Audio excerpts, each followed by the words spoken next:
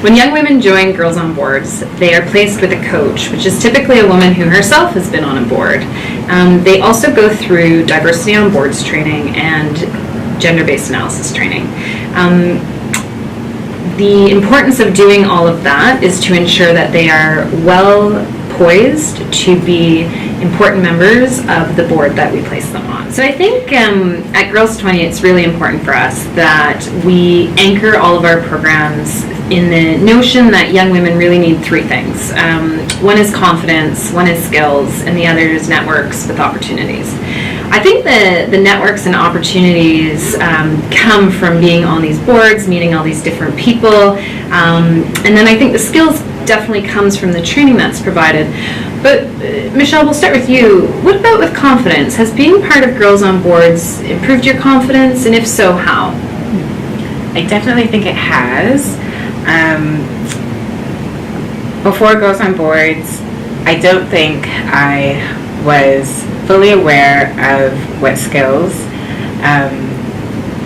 and what value I brought to the space that I was in, whether it be at work or some sort of extracurricular space, whatever communities I'm in, but being on the board and knowing that I'm a part of this program that focuses on amplifying the voices of young women, I knew that this was a space where my voice would be valued, and I really had to reflect on what perspectives, what unique ideas do I have that come from my lived experience and would help to benefit the board that I'm sitting on. So in that reflection, I really found value in myself and my experience and what I have to offer. Mm-hmm.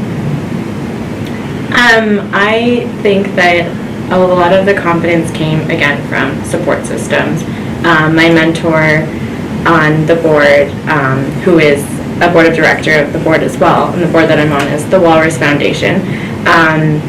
She kept in touch with me during the entire process before and after the board meetings, and I remember my first phone call before my first board meeting with the chair and with my mentor and with a couple of other members of the board, and I was so nervous. Like, my voice was cracking. I was like, am I saying the right thing? Because it was really just an introductory call to, orient me with everything before the actual meeting. And when I got to the meeting is when I realized that, you know what, everyone has a unique perspective at the table, and that everyone's voice really means something, and that I have something to contribute. And I think it wasn't until I actually got into that room that I recognized that everyone is unique, everyone at this table, and again, like, it's all about intersectionality, that everyone has a different lived experience and that everyone has something to contribute. And by the board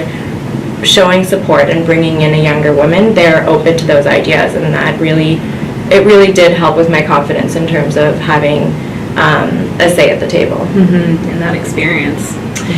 That kind of leads into my next question. So when we reach out to potential boards, they'll often say, what do we get out of it? And I will say, you get a wonderful young woman. So what would you guys add to that? What do you think boards get out of this when they make room at the table for somebody who typically hasn't been on a board or had space at that kind of table?